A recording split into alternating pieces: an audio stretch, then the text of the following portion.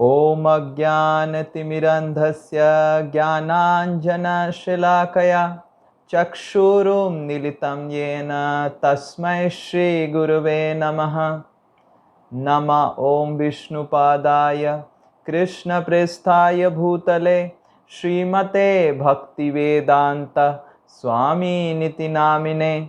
नमस्ते सारस्वते देवे गौरवाणी प्रचारिणे निर्विशेषा शून्यवादी पाश्चात्यदेशतारिणे। हे कृष्ण करुणा सिंधु दीनबंधो जगत्पते गोपेश गोपिका कांता राधा कांता नमस्तुते। तप्त कांचना गौरांगी राधे वृंदावनेश्वरी वृषभानुसुते देवी प्रणमामि हरिप्रिये। वाञ्छाकल्पतरुभ्यश्च कृपा सिन्धुभ्य एव च पतितानां पावनेभ्यो वैष्णवेभ्यो नमो नमः। जय श्री कृष्ण चैतन्य प्रभु नित्यानंद श्री अद्वैत गदाधर शिवासादि गौर भक्त वृंद। हरे कृष्णा कृष्ण कृष्ण हरे हरे, हरे राम राम राम हरे हरे। मूकं करोति वाचालं पंगुं लंघायते गिरिं यत्कृपातमहं वन्दे श्रीगुरु दीनतारिणं श्रीपरमानन्दमाधवं श्रीचैतन्यमीश्वरम्। हरे कृष्ण। तो पिछले कुछ दिनों से हम श्री रामचंद्र की कथा का श्रवण कर रहे हैं। जिस तरह श्रीमती पार्वती देवी शिव जी के मुख से श्री रामचंद्र की गुणगान सुने थे। कल कथा में हम सुन रहे थे कि किस तरह पार्वती देवी अपनी संशय शिव जी को बताए। दो संशय था। एक तो किस तरह अगर श्री रामचंद्र परम ब्रह्म हैं तो वो मनुष्य के रूप में क्यों आए हैं, और दूसरा क्या वो जो परम ब्रह्म का नाम राम है, क्या वही ये अयोध्या नगरी की राजा वही है और कोई और है। तो इसका उत्तर द्वितीय प्रश्न का उत्तर शिव जी ने देते हुए बताया कि किस तरह भगवान श्री रामचंद्र का नाम इतना शक्तिशाली है। तो अगर जिनका नाम इतना शक्तिशाली है तो वो कैसे माया के प्रभाव में आ सकते हैं। वो तो खुद मायापति हैं। जिनकी नाम उच्चारण करने मात्र से सारे व्यक्तियों का माया दूर हो जाता है, तो वो कैसे इस दुनिया के माया के प्रभाव में पड़ सकते हैं। और जो पहला प्रश्न था कि रामचंद्र भगवान परम ब्रह्म अगर हैं तो क्यों वो मनुष्य के रूप में अवतरण किए, उसका उत्तर देने के लिए शिव जी पूरा राम कथा का वर्णन करते हैं। शिव जी बताते हैं प्रथम कि ये जो हमारा मनवंतर चल रहा है, ये मनवंतर, अगर आपको पता होगा मनवंतर के बारे में, ब्रह्मा के एक दिन में 14 मनवंतर आते हैं। 14 मनवंतरा। ब्रह्मा का एक दिन 1000 दिव्य युग होता है, और उसमें 14 मनवंतर में ब्रह्मा का जो इस दिन चल रहा है, जिसमें हम अभी कथा कर रहे हैं, ये ब्रह्मा जी का ये दिवस का 7वां मनवंतर चल रहा है। 7th मनवंतर, मतलब 6 मनवंतर ऑलरेडी पार हो गया है ब्रह्मा का इस दिन। मतलब अभी ब्रह्मा जी का मध्याह्न चल रहा है। जैसे अभी आपने मध्याह्न भोजन करके थोड़ा रेस्ट लेके उठे हैं कथा सुनने के लिए, इसलिए आंख थोड़ा ऐसे ऐसे कर रहे हैं, कोई वीडियो ऑन भी नहीं कर रहा है, उस तरह ब्रह्मा जी भी मध्याह्न भोजन समाप्त करके उठ के अभी शायद ब्रह्मा जी भी कथा सुन रहे होंगे, क्या पता है। तो 7 मनवंतर पार हो गए हैं। शिव जी बताते हैं कि छठा जो मनवंतर है, वो छठा मनवंतर में जो मनु थे, हर मनवंतर में मनु आते हैं जो मनवंतर का अधिष्ठाता देव हैं और मनुष्य का अधिष्ठाता देव है। छठे मनवंतर चक्षुषा मनवंतर में एक बहुत ही पवित्र राजा इस पृथ्वी में आए, जो पृथ्वी का राजा बने। उनका नाम था राजा सत्यव्रत। अत्यंत पवित्र और प्रतापी राजा थे सत्यव्रत महाराज, और इतने गाढ़ उनका हरि के प्रति भक्ति था कि सत्यव्रत महाराज को भगवान ने एक स्पेशल दर्शन दिखवाया अपना मत्स्य अवतार का।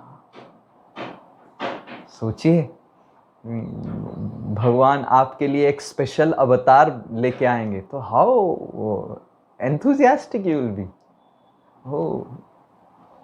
तो सत्यव्रत महाराज के भक्ति से भगवान इतने प्रभावित हुए कि भगवान सत्यव्रत महाराज को मत्स्य अवतार का स्वरूप दिखाए और सत्यव्रत महाराज को अनेक अनेक उपदेश दिए जो भागवत में भी आता है। और यही सत्यव्रत महाराज इस मनवंतर में, सत्यव्रत महाराज थे चक्षुषा मनवंतर में, इस मनवंतर में फिर से सत्यव्रत महाराज सूर्य देव विवस्वान के पुत्र मनु होके पैदा होते हैं। भगवत गीता में कक्षा में 4th अध्याय में इनका वर्णन आता है। विवस्वान मनवे प्राह, भगवान बताते हैं कि पहले में ये ज्ञान विवस्वान सूर्यदेव को दिया और सूर्यदेव अपने पुत्र मनु को दिए, और ये जो पुत्र मनु है उनका नाम श्राद्ध देव हुआ, और ये Shraddha Dev is reincarnation of Satyavrata Maharaj of previous yuga, जिनको मत्स्य अवतार का दर्शन भगवान ने दिलवाया था। और इस अवतार में मनु जो श्राद्ध देव हैं, इनका नाम और भी हुआ वैवस्वत मनु, क्योंकि विवस्वान के पुत्र हुए इसलिए वैवस्वत मनु। और इस मनवंतर जिसमें हम हैं, ये बहुत ही स्पेशल मनवंतर है। इस मनवंतर में स्वयं श्री रामचंद्र अवतरण किए, और इसी मनवंतर में स्वयं श्री कृष्ण गोलोक वृंदावन से भी अवतरण किए। रूप गोस्वामी मत्स्य पुराण से, क्योंकि मत्स्य अवतार ने ये आशीर्वाद दिया था सत्यव्रत मुनि को, तो मत्स्य पुराण में इसका उल्लेख है।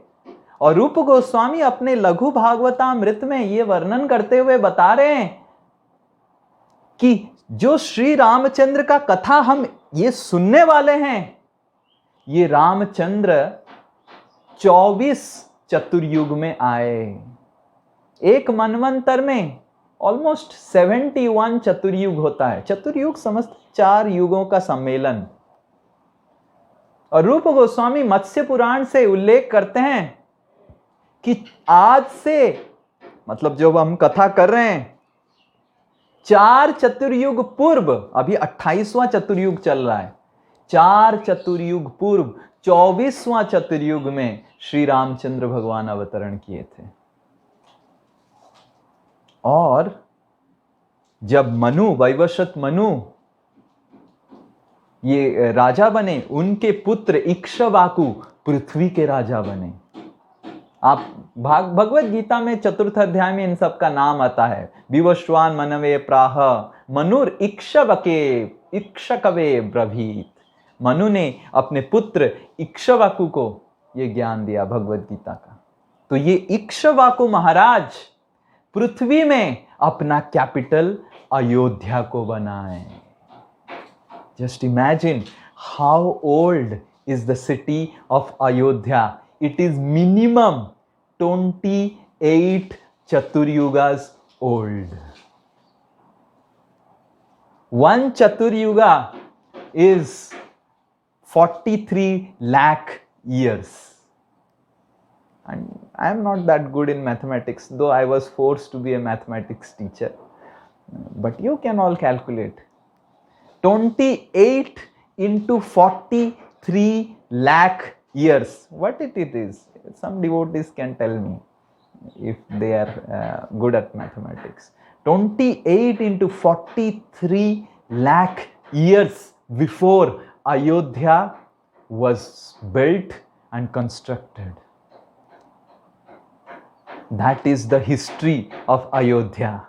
It is 12 crore. One devotee has sent SMS that it is 12 crore years before Ayodhya was built. And what was Ayodhya? Shiv ji बता रहे हैं, वाल्मीकि मुनि भी बता रहे हैं कि अयोध्या नगरी कैसे बना था. अयोध्या का नाम अयोध्या है. योध्या मतलब एनिमीज. अयोध्या मतलब जो नगरी में कोई भी शत्रु प्रवेश नहीं कर सकता है. इट इज अनकॉन्करेबल इन युद्ध. अयोध्या, योध्य मतलब one can desire to fight. Ayodhya मतलब कोई सोच भी नहीं पाता था कि अयोध्या में आक्रमण करना है. अयोध्या अनकॉन्करेबल. एंड खाली बाहरी शत्रु से अयोध्या अनकॉन्करेबल नहीं था. It was unconquerable from inside enemies also. Ayodhya was protected, सुरक्षित था बाहरी सेनाओं से. बाहरी सेना भी कोई आक्रमण नहीं कर सकता था, अयोध्या में प्रवेश नहीं कर सकता है. और कोई भी व्यक्ति जिसके हृदय में काम वासना है, हृदय में क्रोध है, वो भी अयोध्या नगरी में प्रवेश नहीं कर सकता था. That was the power of the fortification of Ayodhya. किसी के भी हृदय में अगर काम वासना है तो अयोध्या नगरी के बाउंड्री पार नहीं कर सकता था. और अयोध्या नगरी के बाउंड्री इतने ऊंचे थे कि मानो बादल तक छुए हुए थे. और बाउंड्री में इतने सारे अस्त्र शस्त्र लगे हुए थे कि कोई अगर चाहता भी है प्रवेश करना शत्रु, तो वो अस्त्र शस्त्र इतने शक्तिशाली हैं, शिव जी बता रहे हैं कि वो अस्त्र ना खाली बड़े बड़े जानवरों को मार देते थे गरुड़ की तरह, मच्छर लोगों को भी मार देते थे. सोचिए, starting from Garudas till mosquitoes, everyone was getting killed by the weapons that were arranged in the boundary of Ayodhya. मतलब there were no mosquitoes in Ayodhya. Hare Krishna. And मतलब no dengue, no malaria. Hare Krishna. So all Calcutta people should aspire to go to Ayodhya because we get so much of dengue and malaria. तो ये अयोध्या नगरी की security system था. And ऐसे नहीं कि it was very secure, and it was also very beautiful. Shiv ji उल्लेख कर रहे हैं पार्वती देवी को, अयोध्या की सारे पिलर्स जो है सैंडलवुड से बना था, चंदन की लकड़ी से पिलर्स बने थे. और इस तरह 2 करोड़ महलें थी अयोध्या के अंदर, और सारे महल में भरा हुआ था चंद्रकांता मणि से सारा महल सुसज्जित था. और सारे जो बैठने का सामान, फर्नीचर, वो सब हाथी के दांतों से बना था. हरे Krishna. You can imagine the opulence of Ayodhya, and it was embroidered with gold. And खाली सुंदर नहीं था अयोध्या, अयोध्या नगरी में इतना प्रॉस्पेरिटी था.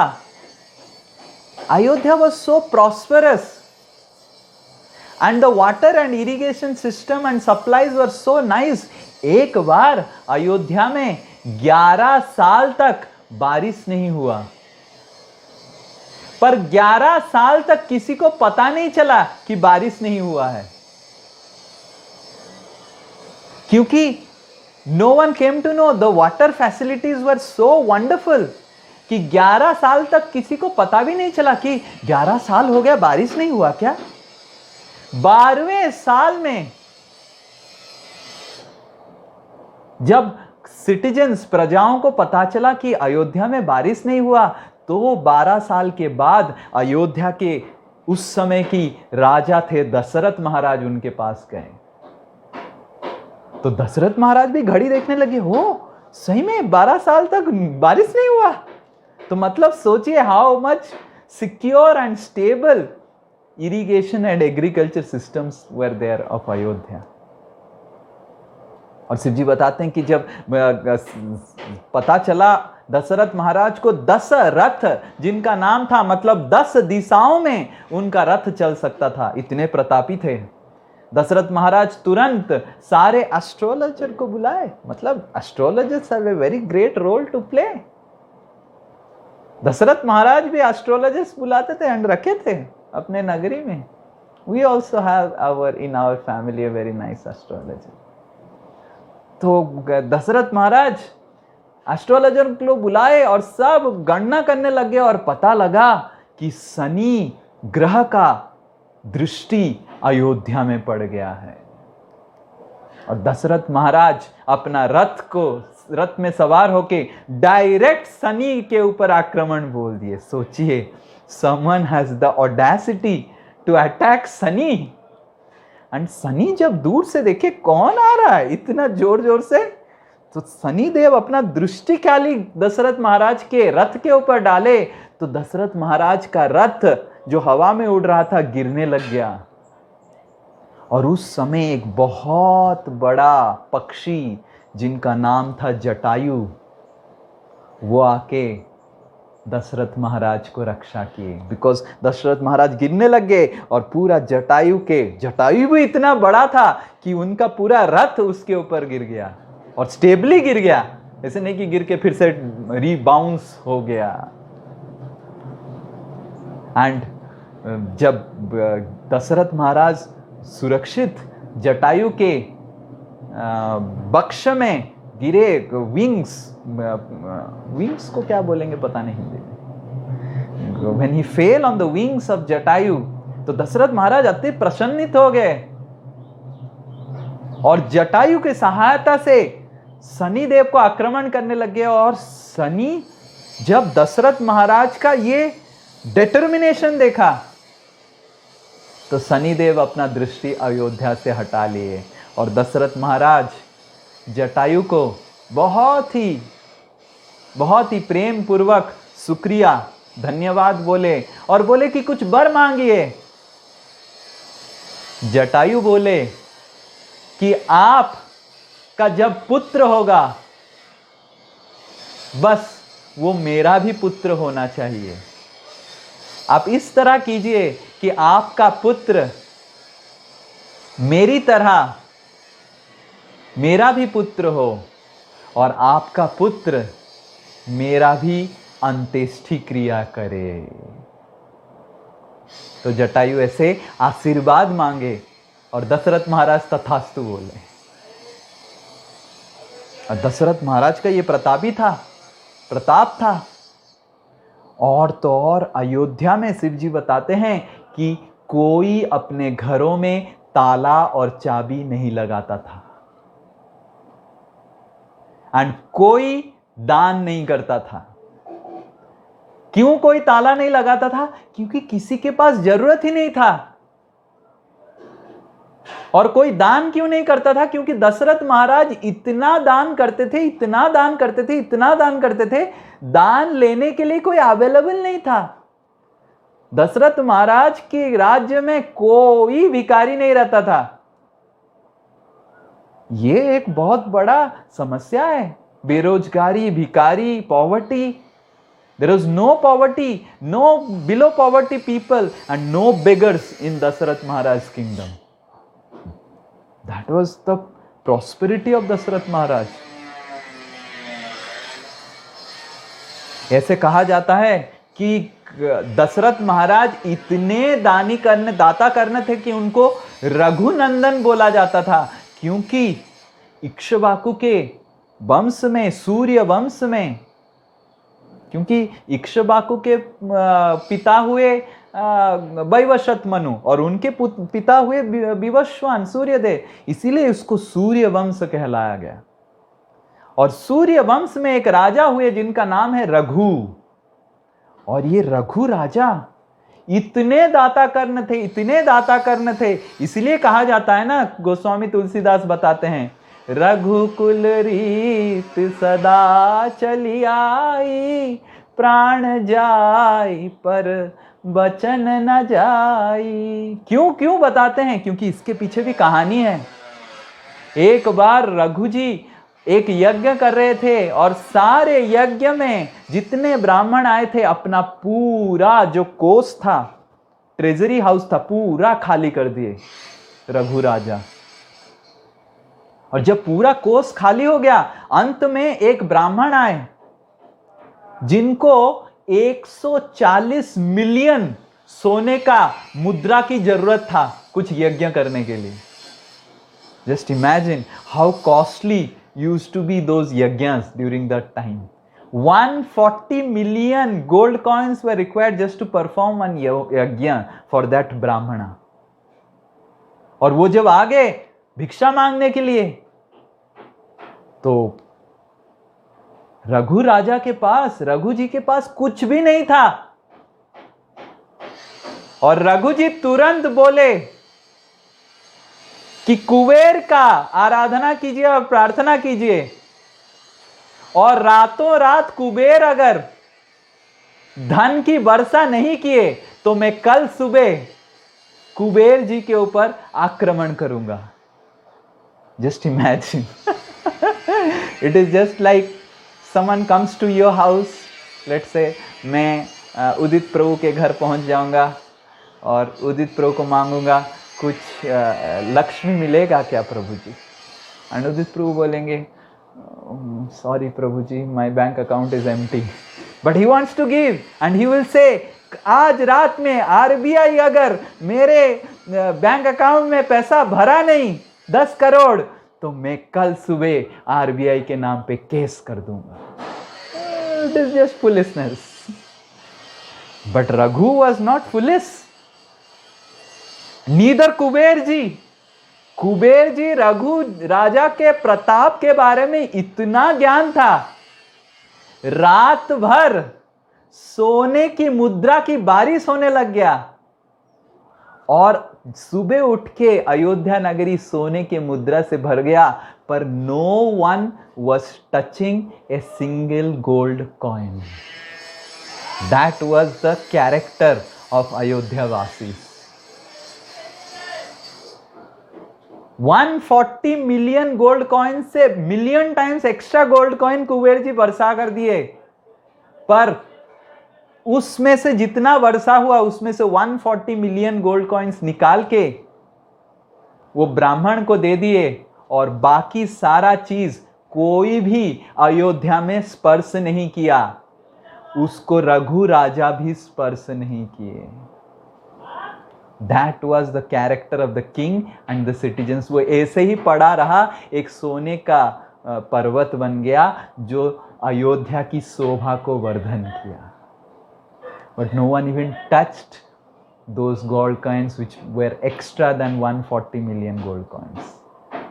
तो रघुकुल रीत सदा चली आई, प्राण जाए पर वचन न जाए। रघु राजा ने वचन दिया, मैं आपको धन दूंगा कुछ भी हो जाए, और वो वचन को साबित किए, सच साबित किए। तो ये this was the charitable disposition of the kings of Raghu dynasty. And Dasharath Maharaj was a jewel, मणि थे, मुकुट मणि थे इक्ष्वाकु वंश में। और दशरथ महाराज इतने दानी थे कि उनका कोई पुत्र नहीं था, एक पुत्री था। उस पुत्री को भी अपने सबसे प्यारे चहीते बंधु रोमपाद महाराज, अंग नरेश रोमपाद महाराज को दान कर लिए। ये उनका दान करने का एटीट्यूड था। Imagine you don't have sons or daughters. Will you give your only offspring to someone else? क्योंकि रोमपाद महाराज के पास भी संतान नहीं था और ये ऐसे दानी थे कि रोमपाद महाराज को अपना बेटी दान कर लिया। तो ये सब कुछ शिव जी बताने के बाद, वाल्मीकि मुनि बताने के बाद वर्णन करते हैं, ये सब कुछ होने के बावजूद अयोध्या वासी और अयोध्या नरेश दशरथ और उनकी पत्नियां के हृदय में दुख और विषाद भरा हुआ था। दशरथ महाराज के 353 वाइव्स वर देयर। ऐसे नहीं कि दशरथ महाराज कामुक हैं, जैसे ही हम सुनते हैं 353 वाइव्स। वाल्मीकि मुनि और शिव जी बताते हैं कि परशुराम ने निर्णय किया था कि सारे पृथ्वी को निक्षेत्र कर लेंगे, मतलब क्षत्रिय विहीन कर लेंगे, और चारों ओर वो घूमते रहते थे, जहां भी राजा देखते थे काट देते थे। बस डायरेक्ट लिबरेशन, ये परशुराम जी का टेक्निक था। No discussion, direct liberation. पर परशुराम ने शपथ लिया था, कोई अगर राजा शादी कर रहा है तो मैं उसको स्पर्श नहीं करूंगा, उसको हत्या नहीं करूंगा। तो 350 बार दशरथ महाराज की नगरी में, अयोध्या में परशुराम आए, और जब भी आए दशरथ महाराज तुरंत एक लड़की को पकड़ लेते थे, बिठा देते थे, अपना पत्नी बना देते थे, शादी चालू कर देते थे। इस तरह दशरथ महाराज 350 बार शादी करना पड़ा परशुराम से बचने के लिए, क्योंकि उनको पता था कि हमारे वंश में भगवान अवतरण करने वाले हैं। और 3 दशरथ महाराज की प्रमुख पत्नियां थे, कौशल्या, कैकेयी और सुमित्रा। पर 353 पत्नियों के बावजूद दशरथ महाराज को कोई संतान नहीं थे। इसीलिए इतना सुख समृद्धि के बावजूद अयोध्या नगरी में एक भी उत्सव पालन नहीं होता था। There was no festival being celebrated in Ayodhya because Dasharath महाराज के पास अगर संतान नहीं है, वो अगर इतना दुखी हैं, तो हम कैसे उत्सव मना सकते हैं? ये अयोध्या वासियों का प्रेम था दशरथ महाराज के प्रति। और इससे हमको एक महत्वपूर्ण शिक्षा मिलता है। हमारे जीवन में कितने भी जायदाद हो जाए, धन हो जाए, सुंदर पत्नी, सुंदर पति, सुंदर बच्चे, बेटे, कुछ भी हमारे जीवन में समृद्धि हो जाए, पर सुख और आनंद हमको मिलेगा नहीं जब तक हम अपने जीवन में रामचंद्र को अवतरण करवाएंगे नहीं। अयोध्या में सब कुछ था। इंद्र की अमरावती से भी ज्यादा समृद्ध था अयोध्या नगरी, ये वाल्मीकि मुनि बताते हैं। It was more prosperous than Amaravati of Indra, but still Ayodhya and Ayodhya vasis were dissatisfied because Lord Ram was not there. Exactly in the same way, हमारे जीवन में भी कितने भी समृद्धि आ जाए, our bank balance is completely full, our home is nicely furnished, we have the best of the cars, we have the best of the husbands and wives and children, we have the best of the education, but we will not be happy until and unless Lord Ram descends into our life and into our heart. This is a very very important lesson.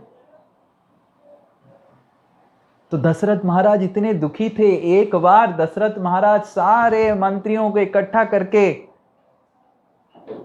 Dasharath महाराज पूछने लग गए और बोलने लग गए, मेरे को इच्छा हो रहा है अश्वमेध यज्ञ करने का, शायद अश्वमेध यज्ञ करने से मेरे को संतान मिल जाए, मैं इतना वृद्ध हो गया हूं।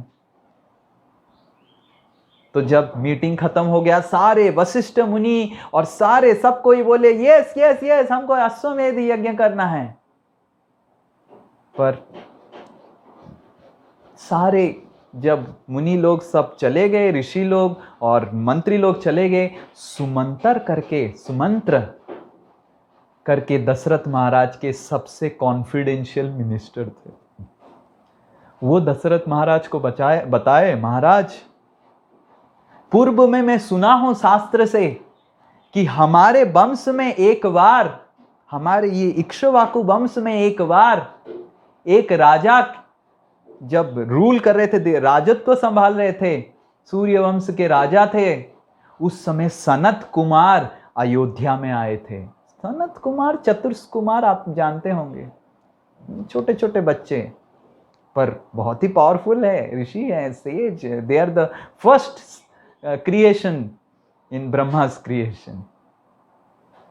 तो सनत कुमार एक बार आए थे और सनत कुमार बताए थे कि इसी आप ही के वंश में आगे जाके भगवान स्वयं अवतरण करेंगे, और भगवान स्वयं अवतरण करेंगे जब एक यज्ञ होगा, और वो यज्ञ एक ऋषि करेंगे जिनके सर के ऊपर हिरण जैसा सिंह है।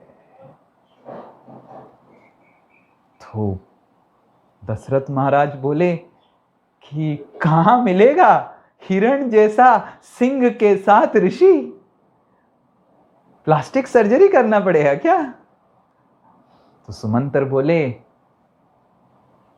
कि सुमंत्र दशरथ महाराज को एक सुंदर सा कहानी बताए, the story of the deer horned sage. Sumantra बताए कश्यप मुनि के एक पुत्र हुए जिनका नाम हुआ विभंडक ऋषि।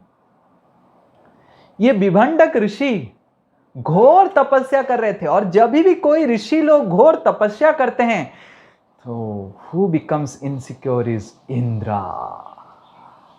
हरे Krishna. With all respect, due respect to Indra Maharaj की जय। Actually we should be grateful to Indra, because Indra के वजह से इतना लीला होता है। इंद्र इनसिक्योर हो जाते हैं तो बहुत लीला हो जाता है। तो this is when Indra becomes insecure, and if Indra is actually a great devotee of the Lord, Indra became so insecure, वो एक अप्सरा को बुलाए और बोले कि आप अगर इस ऋषि का तपस्या भंग नहीं करेंगे तो आपको मैं स्वर्ग से निकाल दूंगा। तो अप्सरा बेचारी, हरे कृष्णा, हमारा क्या होगा?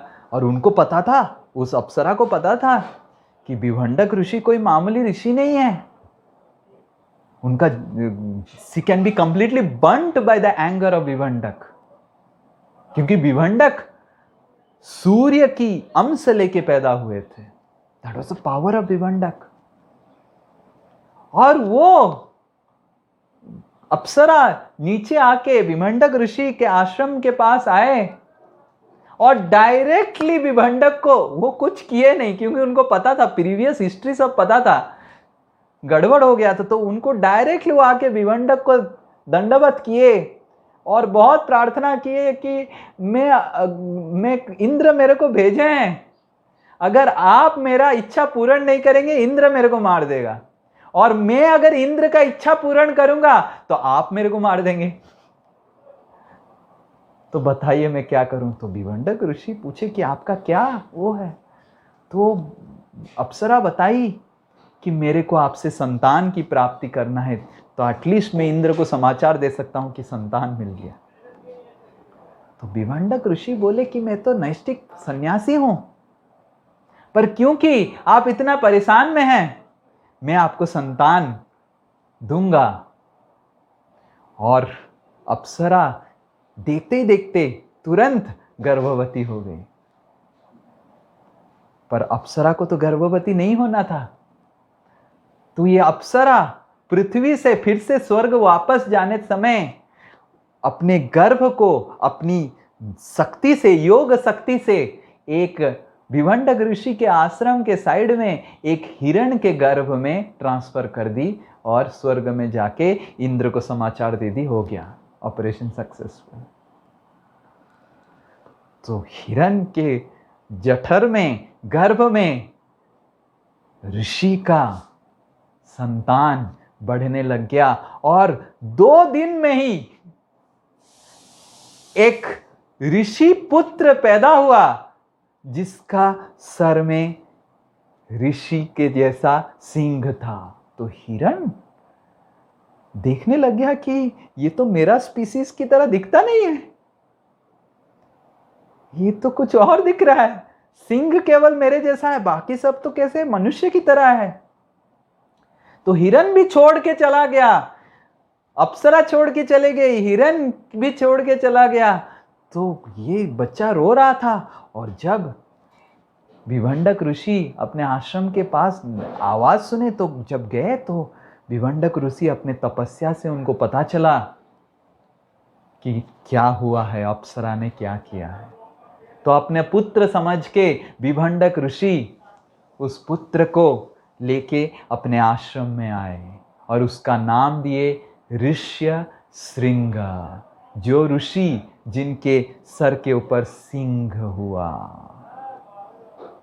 और विभंडक आश्रम में रहते थे और उनके आश्रम में कुछ नहीं था। There was no baby food, there was no diaper, and there was whatever else is required for taking care of a baby, and there was no pram and all those things, and he was a sannyasi, he didn't know all these things, what to do. तो उनके एक भाई थे, छोटे भाई, जो गृहस्थ थे। तो विभंडक तुरंत अपने छोटे भाई के घर में, वो आश्रम में वापस चले जाते हैं। तो छोटा भाई बहुत खुश होता है कि मेरे सन्यासी तो सन्यासी होके गए थे भाई, अभी बेटा लेके आए हैं, पर पत्नी नहीं है, पर बेटा लेके आए, और बेटा भी कुछ स्पेशल था। पर छोटे भाई की पत्नी बहुत गुस्सा हो गई कि ये आ गया, अभी हमारा प्रॉपर्टी बंटवारा होगा। Everything is about property in material world. तो छोटे भाई तो बहुत आनंद में थे, पर छोटे भाई की पत्नी हर वक्त विभंडक ऋषि को बहुत परेशान करती थी। खाना देगी तो नमक नहीं डालेगी, ये अलग अलग तरीका है, मतलब साइंस है बोलने का। आप जल्दी से चले जाइए अपने फिर से आश्रम में। तो विभंडक ऋषि तो बहुत शक्तिशाली ऋषि थे, तो उनको जैसे ही पता चला, फिर से ऋष्यशृंग को हाथ में पकड़ के अपने आश्रम में वापस चले गए। पर विभंडक ऋषि, व्हाटएवर एक्सपीरियंसेस ही गॉट, उनको इतना खराब लगा और ये स्त्री जाति के प्रति उनका इतना, मतलब उनके हृदय में इतना विष भर गया कि उन्होंने निर्णय किया कि मेरे आश्रम और मेरे बेटे को मैं ऐसे ट्रेनिंग करूंगा कि कोई भी स्त्री मेरे बेटे को नजर नहीं लगा सकता है। I will keep my son completely protected from any woman female species. Vibhandak ऋषि अपने शक्ति के बल से एक ऐसा सिक्योरिटी सिस्टम बनाए कि उस आश्रम के इर्द गिर्द कोई फीमेल स्पीसीज प्रवेश नहीं कर पाता था, या फिर कर पाती थी, व्हाटएवर इट इज। और तो और female mosquitoes, female insects, female honey bee, कोई फीमेल घुस नहीं पाता था, मनुष्य तो दूर की बात है। There was no entrance to any female species of the 84, 84 lakh योनियों का जितना फीमेल स्त्री स्पीसीज है, कोई घुस नहीं पाता था। इतना विभंडक ऋषि क्रोधित हो गए पूरा स्त्री जाति के प्रति, और बहुत तपस्या के साथ विभंडक ऋषि ऋष्यशृंग को बड़ा करवाए। और ऋष्यशृंग कभी हर समय फल कंदमूल खाते थे और हर समय तपस्या में लीन रहते थे ऋष्यशृंग। सुमंतर बोले दशरथ महाराज को, एक बार अंग देश में आपके बंधु रोमपाद महाराज के देश में बहुत बड़ा अकाल हुआ। 3-4 साल तक बारिश नहीं हुआ, कुछ भी अनाज उत्पन्न नहीं हो रहा था। और जब इतना बड़ा अकाल हुआ तो कोई समझ नहीं पा रहे थे। तो रोमपाद महाराज प्रश्न पूछे कि अकाल का कारण क्या है, और सारे ऋषि लोग पता लगाए कि रोमपाद महाराज की पूर्व कर्म के वजह से, पाप कर्म के वजह से पूरा नगरी में अकाल पड़ा है। ये बहुत महत्वपूर्ण है। राजा का जो पाप और पुण्य होता है प्रजाओं को भुगतना पड़ता है। तो रोमपाद महाराज प्रश्न पूछे, मैंने क्या पाप किया था? तो एस्ट्रोलॉजर्स दे सेड कि पिछले जन्म में आप भी राजा थे, और एक बार आप बहुत दानी थे। एक बार एक ब्राह्मण आए और आप उनको बहुमूल्य रत्न दान में दिए, पर जब आपने बैग खोल के, दान देने से पहले बैग खोल के देखा, उसमें एक छोटा सा बहुमूल्य मणि था। तो आप सोचने लगे कि ये छोटा मणि बहुत मूल्यवान है, ये लेके ये ब्राह्मण करेगा क्या? उसको आपने फिर से निकाल के बैग से एक बहुत बड़ा मणि रख दिया जो इतना मूल्यवान नहीं था, और फिर दान कर दिया, बैंक को बंद करके दान कर दिया। और ये ब्राह्मण बहुत ही शक्तिशाली था, प्रतापी था। अपने ब्रह्म शक्ति से इसको पता चल गया कि आपने ऐसे किया, और तुरंत वो श्राप दे दिया। और उसी ब्राह्मण के श्राप के वजह से, आपका ये गलती के वजह से इस जीवन में हमारे सारे प्रजा इतना अकाल से प्रपीड़ित हैं। तो क्या करना पड़ेगा? रोमपाद महाराज पूछे। तो रोमपाद महाराज को सारे एस्ट्रोलॉजर्स कैलकुलेशन करके बताए कि पास में ही विभंडक ऋषि के आश्रम में उनका पुत्र ऋष्यशृंग है। अगर वो हमारे नगरी में आके चरण रखेगा तो हमारे नगरी में बारिश चालू हो जाएगा। तो रोमपाद महाराज आदेश किए कि जल्दी से ऋष्यशृंग को अंग देश में लेके आओ। तो सारे ऋषि लोग बोले, बाप रे, हम तो नहीं जाएंगे, उनको कोई भी निकाल नहीं सकता है। विभंडक ऋषि strictly has made such secure system कि ऋष्यशृंग को उनके आश्रम के बाउंड्री से कोई बाहर नहीं निकाल सकता है। और हमारे नगरी में तो इतने सारे स्त्री हैं, महिला हैं, तो कभी नहीं आएंगे।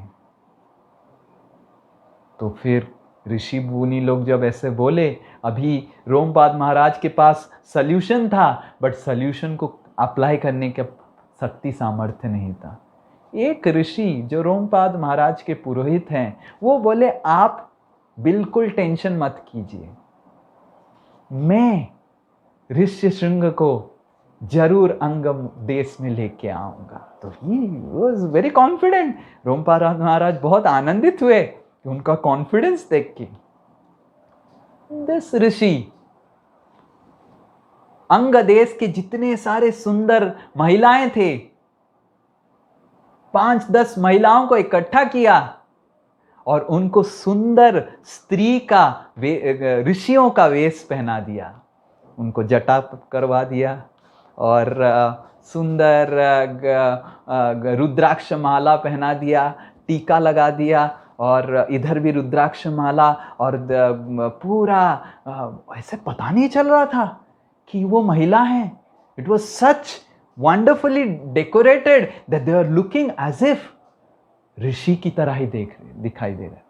और उनको एक सुंदर बोट को भी, एक सुंदर जहाज को पूरा आश्रम की तरह डेकोरेट कर दिया और उनको बिठा के, मतलब that boat was like floating boat, floating आश्रम, बिठा के विभंडक ऋषि के आश्रम की ओर छोड़ दिया।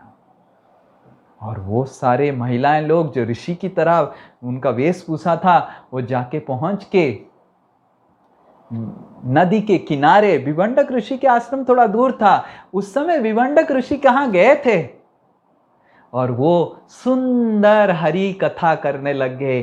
किसी के पास तानपुरा था, किसी के पास सहनाई था, और ऋषि लोग इतना सुंदर कीर्तन करने लग गए। तो ऋष्यशृंग उस कीर्तन के आवाज से प्रभावित हो गए। ऋष्यशृंग बोले, हमारे आश्रम में बहुत सारे ऋषि लोग आए हैं, पर इन ऋषियों का जो आवाज है बहुत ही मधुर है। वो तो होगा ही ना। और ऋष्यशृंग बाहर आ गए और अपने जो विभंडक ऋषि के जो सर्किट था उससे बाहर आके ऋषियों को गौर से देख रहे थे, और उनके मुख से जो मधुर गाना निकल रहा था उसको सुनने लग गए। और ऋषि लोगों को आके प्रश्न पूछे, आप कहां से आए हैं? क्या आप हमको मौका देंगे आपका सेवा करने के लिए? तो ऋषि लोग बोले, जरूर, हम ऐसे घूमते रहते हैं, हम तो बंजारे हैं, वैरागी हैं, हम जहां जाते हैं कोई ना कोई ऋषि लोग हमको हरि प्रसाद खिला देते हैं। तो तुरंत ऋष्यशृंग दौड़ के गए, घर में जितना सारा फल मूल सब कुछ था तुरंत इकट्ठा किए, काटने लग गए, दौड़ के बाहर आए और ऋषियों को अच्छे से प्रेम पूर्वक खिलाए, और प्रसाद के बाद उनका पैर भी दबाए। पर ऋष्यशृंग को पता नहीं चल रहा था कि इन ऋषियों का पैर इतना सॉफ्ट कैसे, कोमल कैसे है। जनरली ऋषि लोग तो फॉरेस्ट में विचरण करते हैं, और ऋष्यशृंग बोलने लगे, आपका चरण इतना कोमल है, कभी भी मैं इस तरह का चरण को स्पर्श नहीं किया था। और वो सब ऋषि लोग ऋष्यशृंग को कुछ खाना दिए, और जब लड्डू, संदेश ये सब खाए, ऋष्यशृंग तो बचपन से, अभी 16 साल की उम्र के हो गए, बचपन से वो केवल कंदमूल खा रहे हैं।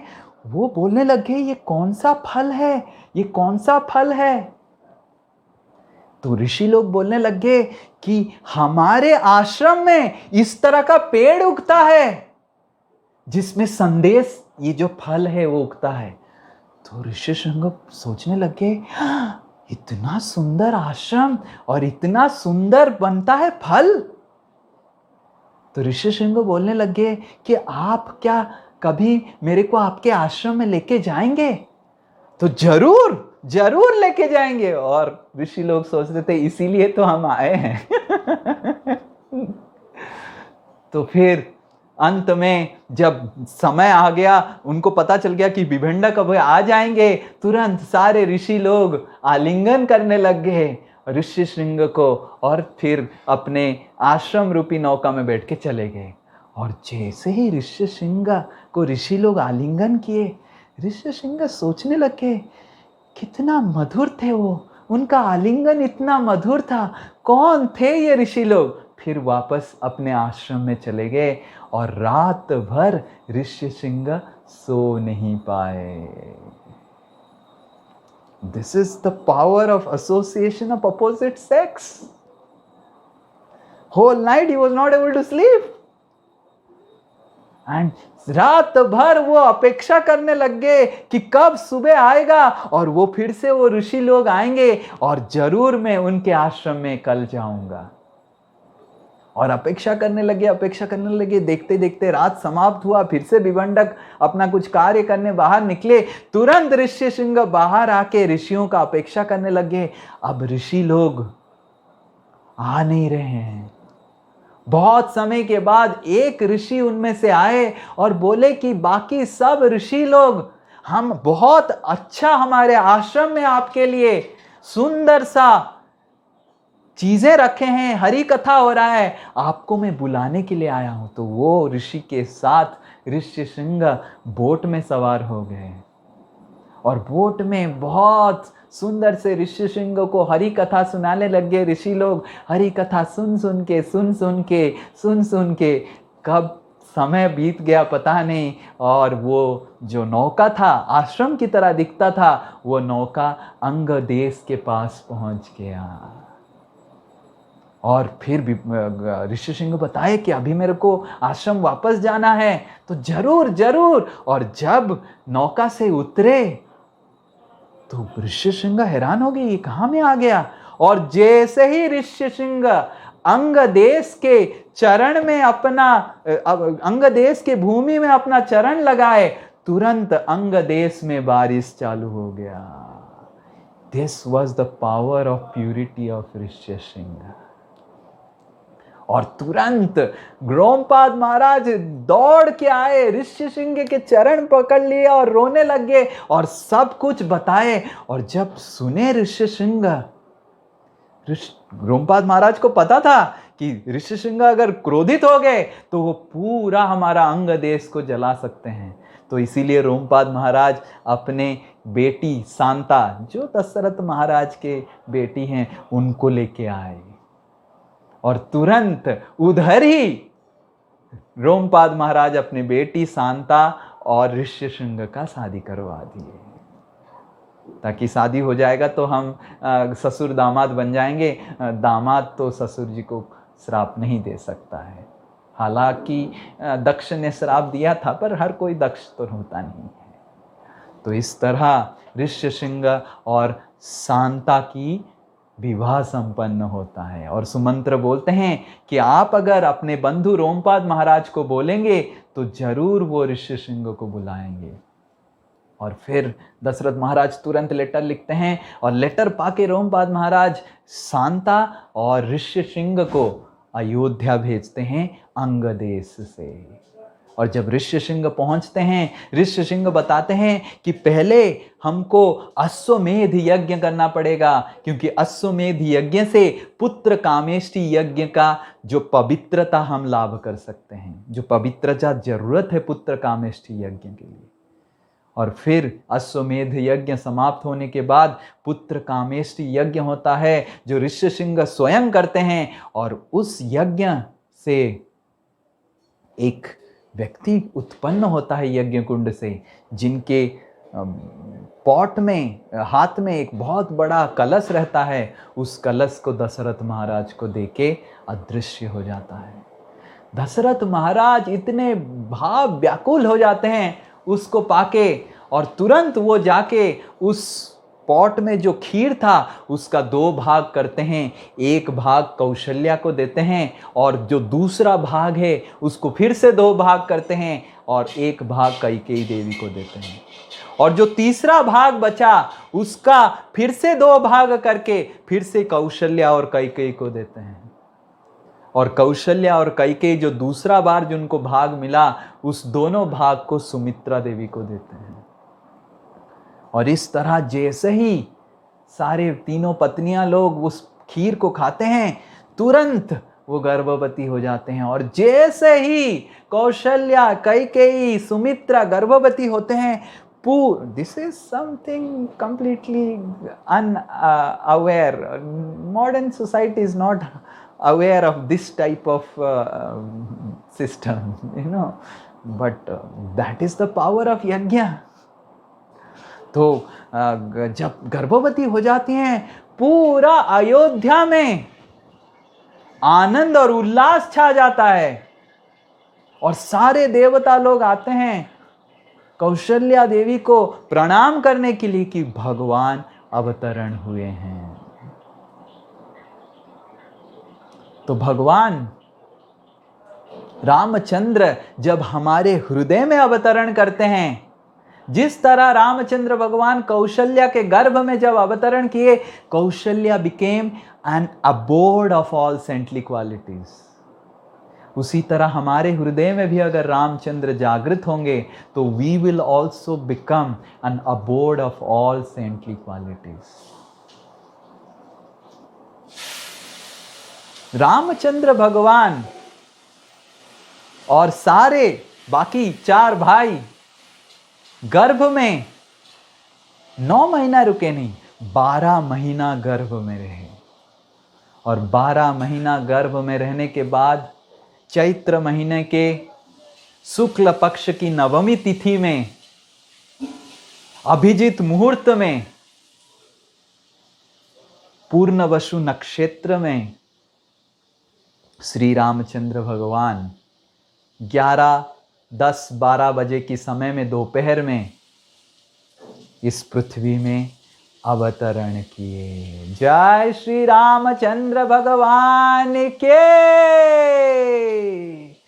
जब श्री रामचंद्र भगवान अवतरण किए, नवमी का तिथि था। ऐसे कहा जाता है 9 is a very special number. हमारे आचार्यगण नवमी का और कृष्ण क्यों अष्टमी तिथि को चयन करते हैं उसके बारे में बहुत टिप्पणी लिखे हैं।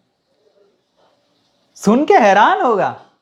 आचार्यगण बताते हैं नवमी जो होता है 9 होता है, और 9 हर वक्त अपना मर्यादा रखता है। कैसे?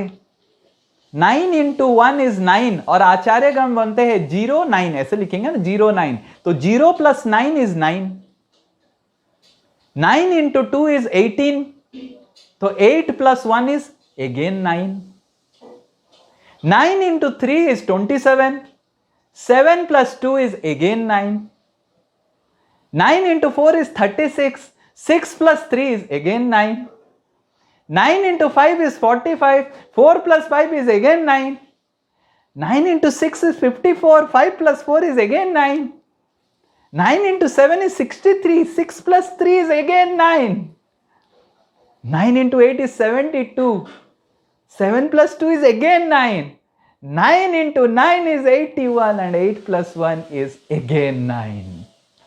तो आचार्यगण बोलते हैं ये हमारे रामचंद्र है, मर्यादा पुरुषोत्तम। कुछ भी हो जाए, कोई भी गुणन हो जाए, डिवीजन हो जाए, एडिशन हो जाए, रघुकुल रीत सदा चली आई, प्राण जाए पर बचन न जाए।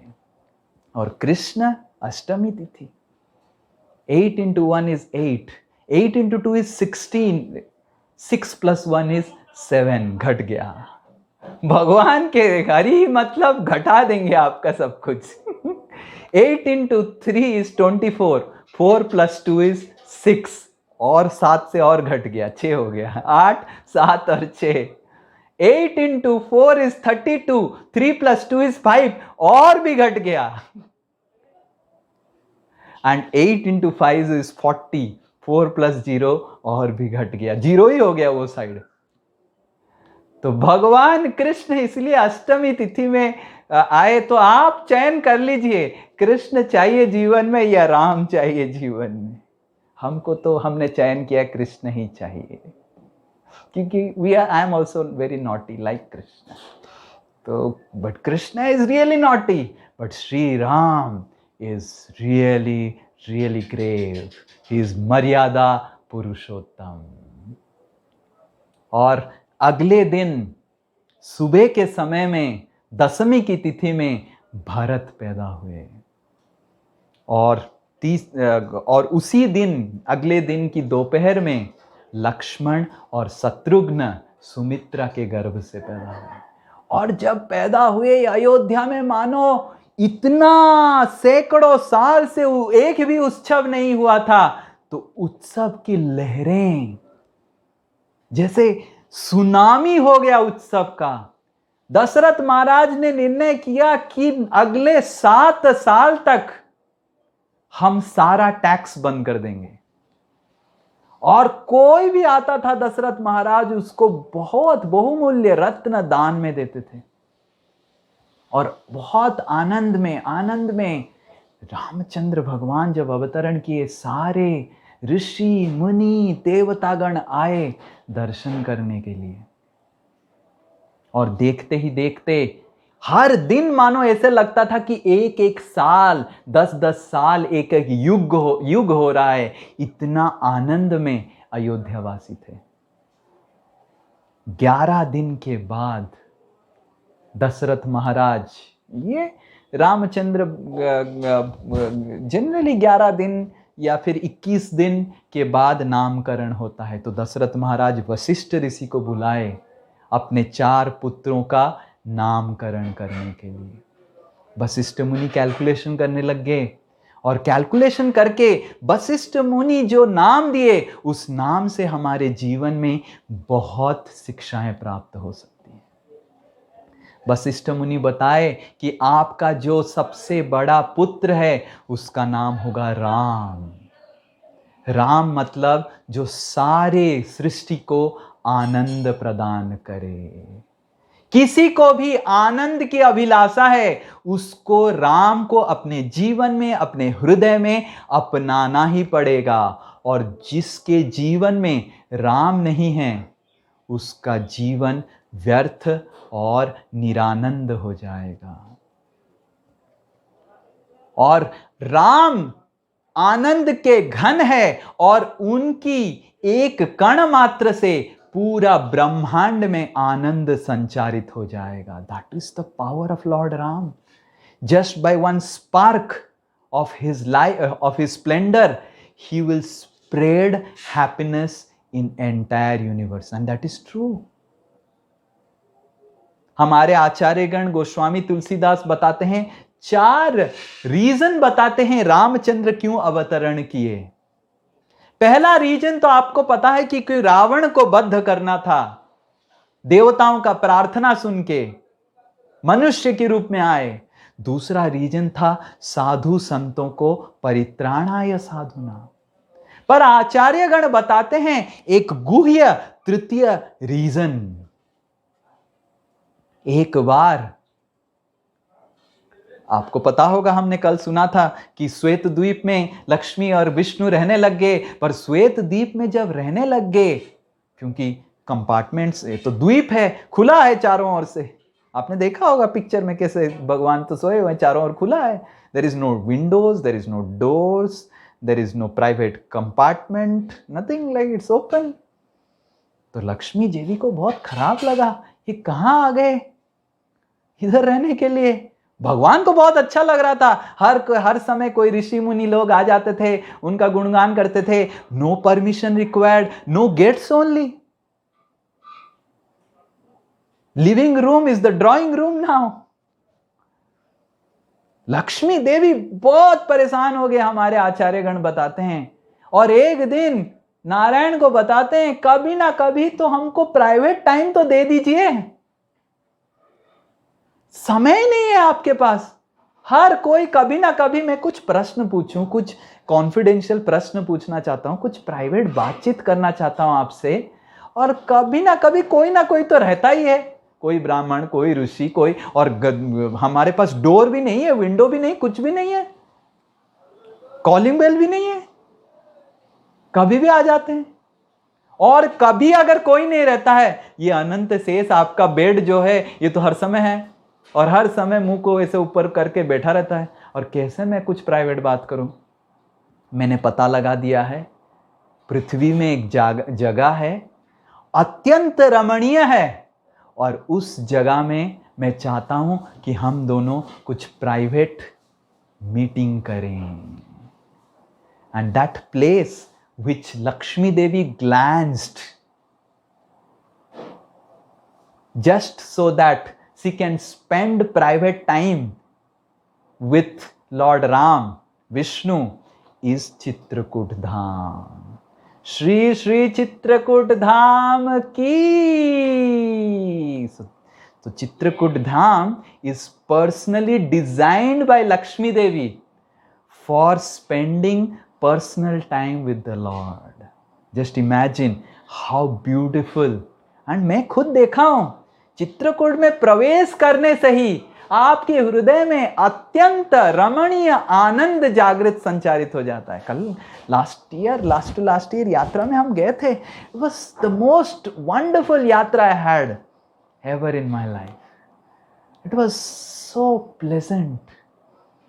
Because it is personally designed by Lakshmi Devi to give pleasure to Lord Vishnu in private company. इसीलिए लक्ष्मण जी चित्रकूट धाम में ऊपर रहते थे, और एक जगह लक्ष्मण जी का गुफा बहुत दूर रहता था, because lord Ram wanted to spend private time with mother Sita. ये तृतीय रीजन बताते हैं शास्त्र में आचार्यगण। और चौथा रीजन ये था कि ब्रह्मा जी एक रंगनाथ करके, रंगनाथ जी का कथा हमने पिछला साल सुना था।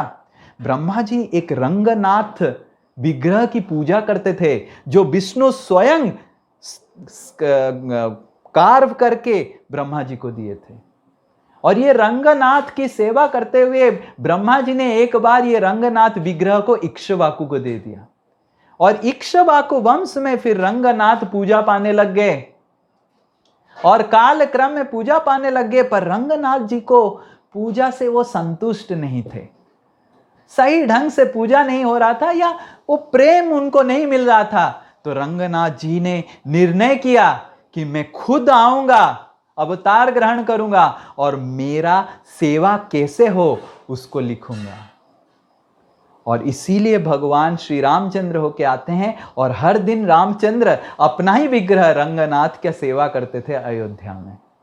और आज के डेट में रंगनाथ जी का श्रीरंगम में जो सेवा चलता है, वो श्री रामचंद्र इक्ष्वाकु वंश में जैसे लिख के गए थे उसी तरह का सेवा चलता है। So Lord Ram came to establish the worship of deities, especially Ranganath जी। तो ये 4 रीजन आचार्यगण बताते हैं, and he will be the giver of pleasure to everyone। इस तरह वशिष्ठ मुनि बताए। और ये आपका दूसरा बेटा कैकेयी के पुत्र भरत, ये भार उठाएंगे। He will take the burden of responsibility of service to Lord Ram। और हमने देखा भरत जी की कहानी में, भरत जी की जीवनी में, हर समय he was ready to take the burden of Lord's service। यहाँ तक कि भरत जी को मौका मिला राजा बनने का, पर भरत जी ने राजा का दायित्व निभाया, पर राजा का दायित्व के साथ जो आनंद मिलता है उसको नहीं लिया। Bharat took the burden of the king's duty without the benefit of king's pleasure। That is why he was claimed as Bharat। And Lakshman, तृतीय पुत्र, ये भगवान श्री रामचंद्र का अनुचर होगा। He was the follower of Lord Ram। Lakshmana Lakshmi Samparna। He will be endowed with wealth of service to Lord Ram। वो लक्ष्मी की गुण के साथ पैदा हुए हैं, और उनके जीवन में एक ही लक्ष्मी है, वो है भगवान की सेवा। And that is our only wealth। Our only wealth is to serve the Lord, service to the Lord। And ये शत्रुघ्न शत्रु का न करेगा, शत्रु का नाश करेगा। और अगर हम देखेंगे शत्रुघ्न के जीवन में बस उन्होंने एक ही शत्रु का नाश किया, वो है लवणासुर मधुवन में। तो कैसे एक शत्रु का नाश करने से उनका नाम शत्रुघ्न हो गया, जो सारे शत्रु को नाश किया? क्योंकि शत्रुघ्न द्वेष की शत्रु को नाश किए।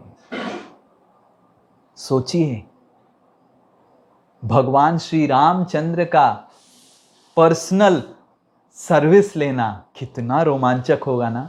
We all want to be with lord directly, interact with the lord directly, but Shatrughan became servant of the servant. उनके हृदय में भी इच्छा था कि मैं रामचंद्र के साथ रहूंगा, पर वो भरत की सेवा किए, रामचंद्र की सेवक का सेवक बने। और this is the greatest enemy of one's life, is to come to limelight. अहंकार का एनिमी, ईर्षा का एनिमी।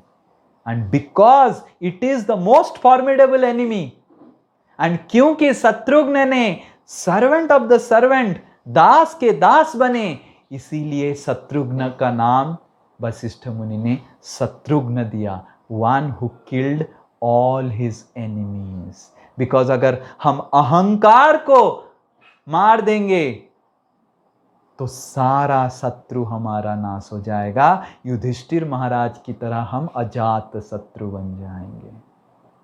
तो इस तरह वशिष्ठ मुनि ये चारों संतान का नामकरण करते हैं और देखते ही देखते अयोध्या के आंगन में, दशरथ महाराज के आंगन में, अयोध्या नगरी में ये चारों संतान जो विष्णु तत्व है वो बाल्य लीला करने लग जाते हैं।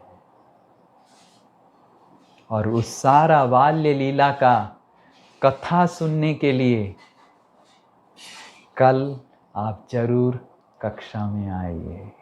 If you all of you want to hear the wonderful, glorious, special, thrilling pastimes of the childhood Leelas of Lord Ram and how Lord Ram spent his education in Vasishtha Muni's ashram and education के समय भगवान श्री रामचंद्र ने क्या क्या किया, उसको जानने के लिए कल सुबह की कक्षा में आप जरूर आइए।